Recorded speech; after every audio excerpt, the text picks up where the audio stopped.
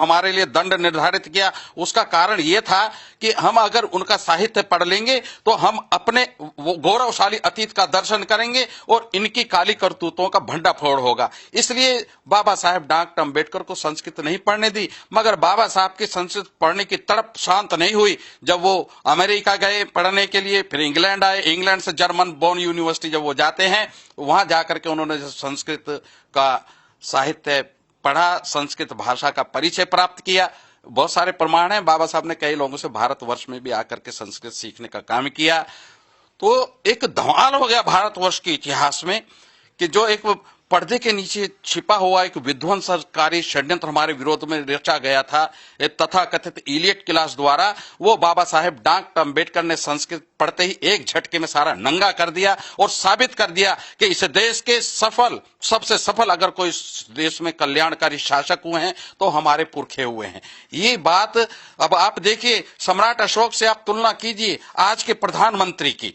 यद्यपि प्रधानमंत्री तो सम्राट अशोक के सामने कुछ नहीं है। सम्राट अशोक का शासन कहां से था? वो ईरान और इराक से शुरू होता था और जाकर के थाईलैंड तक टकराता था। सम्राट अशोक का शासन, ताशकंद में भी उनका एक शिलालेख मिला है, रशिया के अंदर वो क्षेत्र है, वहां से आरंभ होकर के और अपना दक्षिण भारत तक और उसको लांग करके श्रीलंका तक भी जाता था। ये सम्राट अशोक का भारत था। मगर आज का भारत आप देख रहे हैं, वो पुराना भारत अगर पूरा का पूरा टेलीविजन के बराबर था तो आज का भारत एक माचिस के बराबर है। ये मैं तुलना कर रहा हूं। लोग कहते हैं बौद्ध जो थे कायर थे, ये कायरों के समय में ये देश इतना महान था, मगर उस समय की सबसे बड़ी उपलब्धि क्या थी? सम्राट अशोक भगवान बुद्ध के शिष्य थे, सच्चे शिष्य थे और जागरूक शिष्य थे। इसलिए उन्होंने अपने शासन का आधार सेकुलरिज्म बनाया, सच्चा सेकुलरिज्म बनाया। आप देखिए कि सम्राट अशोक के शिलालेख आज भी पुकार कर कह रहे हैं, सम्राट अशोक ब्राह्मणों की पद्धति से सहमत न था, उनकी पद्धति का अनुसरण नहीं करता था, मगर फिर भी वो कह रहा है कि ब्राह्मण को, श्रमण को दान दीजिए। ये ऐसे कहां मिलेंगे? आज हमारे देश में सेकुलरिज्म का लिखित प्रावधान है, मगर उसका क्या हो रहा है उस पर हम बाद में आएंगे। दूसरा, एक ऐसा समाज था सम्राट अशोक के समय में जिनको जीवक कहते थे, वो नंगे रहते थे और मुक्त भोगी थे। स्त्रियों के साथ में उनकी जो मान्यताएं थी एक सभ्य व्यक्ति जैसी नहीं थी। सम्राट अशोक उनको यद्यपि पसंद नहीं करता था, समाज भी उनको पसंद नहीं करती थी, शहरों में उनको रहने में दिक्कतें आती थी। आज भी आप देखते हैं ना, जैनी बाबा जब चलते हैं, नंगे जब चलते हैं, मैं ये नहीं कह रहा क्यों चलते हैं, मैं ये कह रहा हूं कि जब वो चलते तो उनके साथ में सुरक्षा के नाम पर उनके शिष्य साथ चलते हैं। उनको लगता है कि इनको नंगा देखकर हो सकता कोई भड़क जाए, इन पर हमला कर दे, तो वो भक्त नहीं होते हैं, उनके रक्षक होते हैं। तो ये सम्राट अशोक के समय में उन आजीविकों के विरुद्ध में जब एक माहौल बना तो सम्राट अशोक को हम प्रणाम करते हैं आज 2016 में कि उन्होंने बोध गया के पास में बराबर जो हिल्स हैं, बराबर जो पहाड़ी है, उसके अंदर गुफाएं बना करके उनको सुरक्षा प्रदान की और उनको रहने के लिए वहां पर उनकी व्यवस्था की। वहां पर जो लिखे हुए शिलालेख हैं, जो सम्राट अशोक की विचारधारा के लोग नहीं हैं, वो सम्राट अशोक की जय जयकार कर रहे हैं। उन शिलालेखों को पढ़ते हैं तो सम्राट अशोक की महानता का पता चलता है। मित्र तो अपने महापुरुष की, वो अनुयायी तो अपने महापुरुष की जय जयकार करते हैं। महापुरुष वास्तव में वो होता है जिसकी जय जयकार उनके शत्रु भी करते हैं, जो उनसे असहमत लोग भी करते हैं। तो मैं कह रहा था कि इस देश के इतिहास का डिब्रह्मनाइजेशन करना आज इस देश के उद्धार के लिए सबसे जरूरी हो गया है।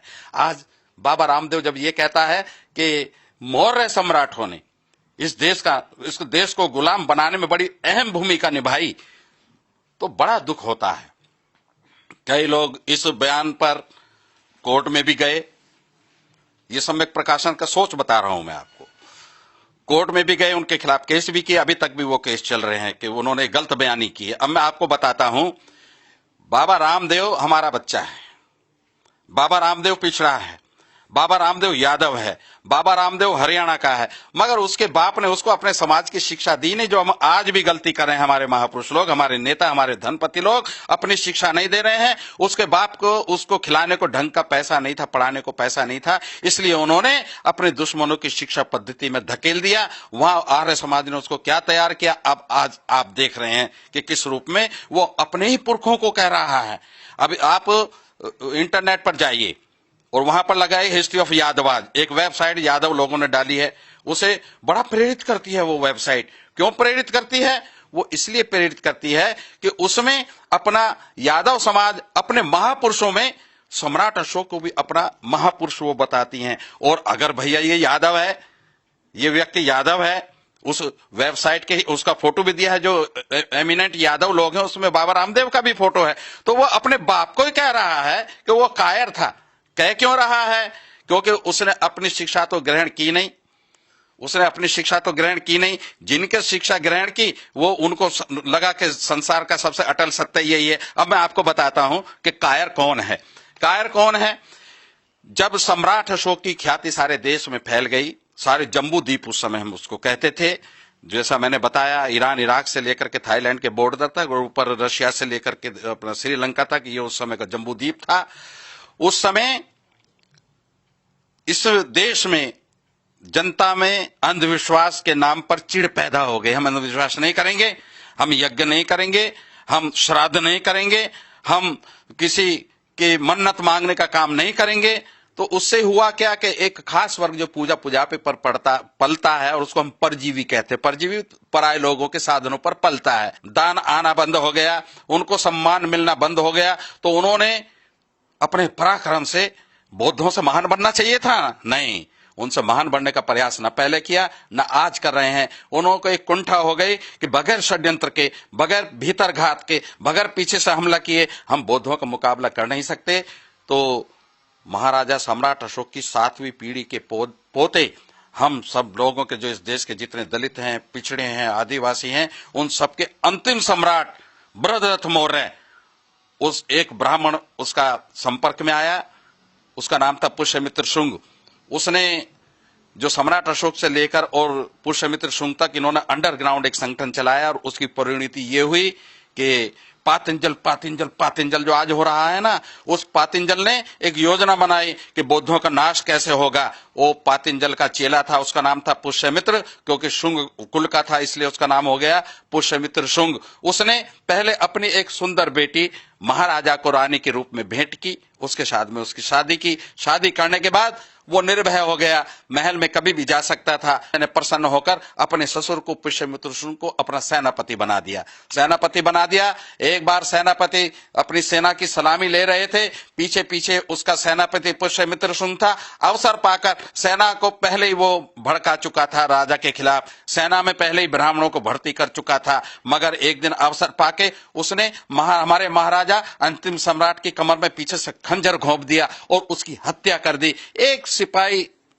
सिपाही ने भी विरोध नहीं किया, प्रतिशोध नहीं किया, खुल करके सामने नहीं आया। कारण ये काम प्रचार के तंत्र के माध्यम से सत्ता परिवर्तन ब्राह्मण लोग बहुत पहले से करते आए हैं। उसका परिणाम हमें पुष्यमित्र शुंग के समय में बृहद्रथ मौर्य की हत्या के समय जब लगा, अब बाबा रामदेव कहते हैं कि बौद्धों के काल में देश गुलाम हुआ। हमें कोई भी विद्वान, बाबा रामदेव को तो मैं विद्वान मानता नहीं, हाँ वो मीडिया जरूर उसके समर्थन में उसको अवतार पुरुष बनाने का प्रयास कर रहा है, मगर मैं उसको विद्वान नहीं मानता हूं। मगर उसकी विचारधारा, जिस विचारधारा पर वो चल रहा है, उस विचारधारा के जितने भी मार्तंड धर्म विद्वान हैं, मेरा उनसे एक प्रश्न है, वो ये बताएं कि सम्राट अशोक अपना चंद्रगुप्त मौर्य से लेकर के बृहद्रथ मौर्य तक 10 मौर्य सम्राट इस देश में हुए, उनमें से कौन से राजा के समय में ये देश गुलाम हुआ? नहीं हुआ साहब। ये स्थिति थी जब तक मौर्य लोगों का इस भारतवर्ष में राज्य था।